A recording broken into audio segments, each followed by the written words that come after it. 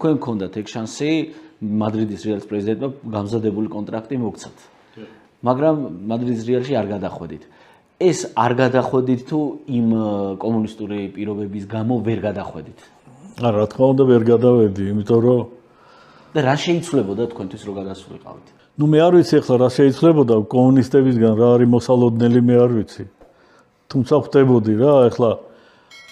ქვეყანა რომელიც ედუარდ სტრელცოვს 7 წლით ციხეში ჩასვავს 18 წლის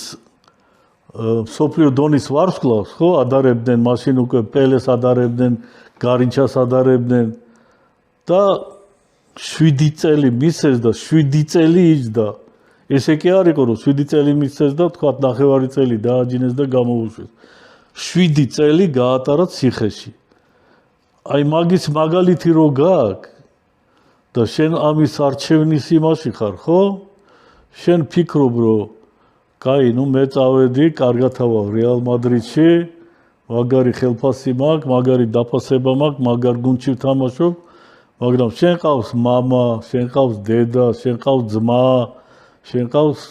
ნათესავი ვიღაცა მაგათ რა მოუვათ ამ ხელში არავინ არ იცის ხო ამიტომ ამაზეც ფიქრობ და ამისგან გამოდიხარ შენი მომავალს რო ირჩევ ხო მაგ პერიოდში 91 წელს ფიქრიც კი აი კგბ-ს რო გაეგო რომ შენ მაგაზე ფიქრობ უკვე მაგაზე დაგჯიდნენ რა რაღაცა ფორმით დაგჯიდნენ და მით უმეტეს მაგაზე იფიქრო რომ ეხლა არ შეიძლება ამაზე